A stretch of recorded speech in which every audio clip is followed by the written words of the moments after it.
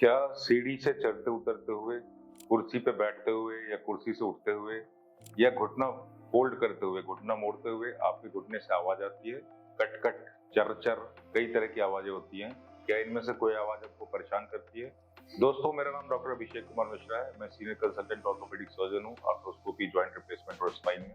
कई बार मरीज हमसे ये सवाल करते हैं, आके हमें दिखाने आते हैं इस चीज़ के लिए। कई बार दोस्त, जानकार, फैमिली मेंबर्स भी पूछते हैं कि बड़ी आवाज आती है, बड़ी तेज आवाज आती है, कट कट चर चर और अलग अलग तरह की क्रेपिटस कहते हैं हम उसे अंग्रेजी में या टेक्निकल टर्म में।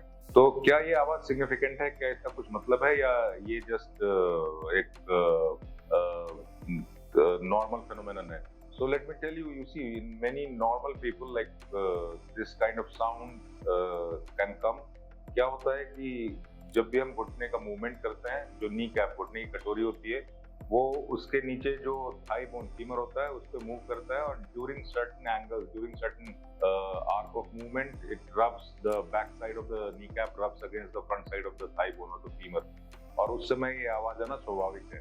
इम्पोर्टेंट ये है कि इस आवाज के साथ आपको दर्द ना हो, आपको डिस्कम्फर्ट ना हो। अगर आपको इस आवाज के साथ दर्द और डिस्कम्फर्ट है या कभी स्वेलिंग आती है या कुछ और परेशानी हो रही है, तो you should certainly seek orthopaedist consultation. क्योंकि अगर इस आवाज के साथ आपको डिस्कम्फर्ट है, पेन है, स्टिफनेस है, स्वेलिंग है, कुछ भी है, तो it can B an indicator of N underlying problem. और जब आप कंसल्ट करते हैं तो हो सकता है कि आपको कुछ एक्सरेज बोले जाए, स्पेसिफिक एक्सरेज होते हैं एपिलैटरल के अलावा, स्काईलाइन एक्सरेज या अलाइनमेंट देखने के लिए हिपनी एंकल स्टैंडिंग एक्सरेज करते हैं, या फिर कभी कभी एमआरआई सजेस्ट किया जा सकता है।